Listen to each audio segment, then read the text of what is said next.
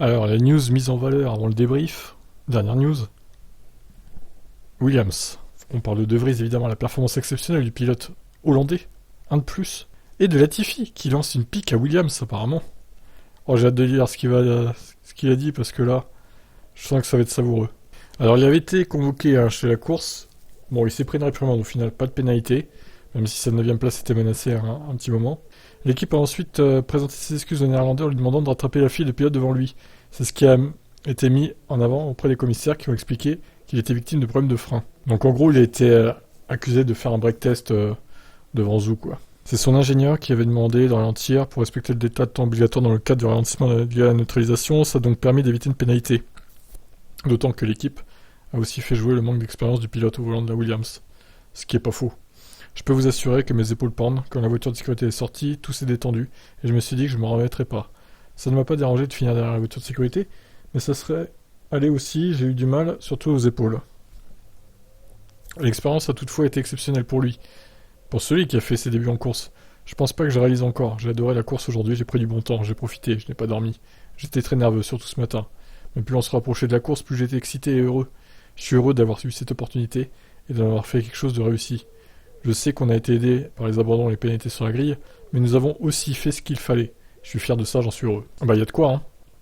Ça ne ressemble peut-être pas à une victoire, mais ça a été un super week-end, surtout que j'ai appris qu'une demi-heure avant le début des troisièmes séances d'essai libre que je piloterais. Tout s'est passé très vite, mais c'est peut-être une bonne chose, vous n'avez pas le temps de réfléchir ensuite, il suffit de suivre le courant et de faire votre travail.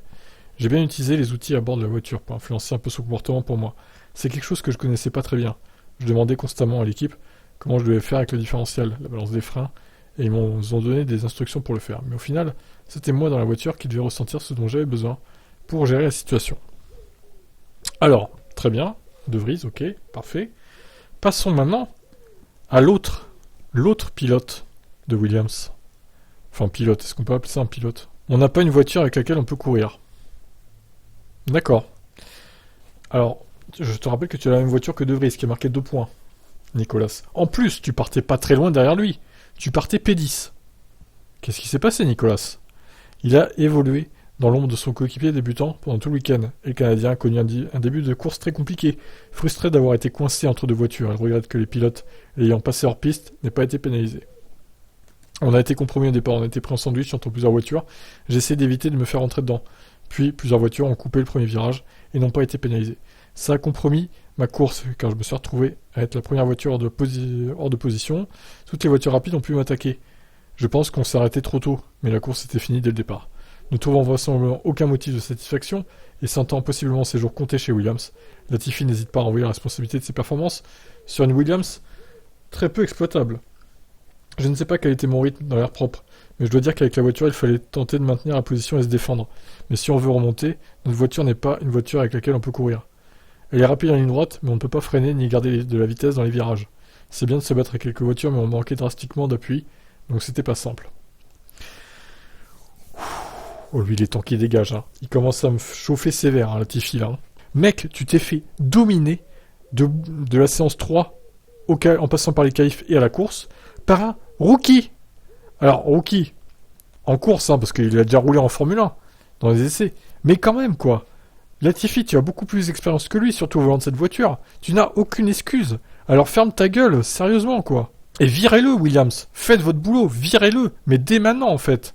Mettez, dès Singapour, vous mettez De Vries dans la voiture. Vous verrez, ça se trouve, vous marquerez plus de points. Du coup, avec Albon De Vries, le duo parfait, là, chez Williams. Je suis sûr que Albon aurait été là avec De Vries. Peut-être que les deux auraient fait 8 ou 9, ou 8 ou 10, vous voyez. Je suis sûr qu'ils auraient pu marquer des points, les deux. Mais avec cette sombre merde de Latifi qui finit combien encore? 19ème, je crois? Ouais, 15ème, parce que les autres derrière ont abandonné, quoi. Il a fini avant-dernier de ceux qui n'ont pas abandonné. Bravo, hein. Oh là là, quelle performance. Donc maintenant, Williams, prenez vos responsabilités, faites le boulot. Virez Latifi. Voilà, c'est une demande solennelle. Je vous laisse commenter. Ciao.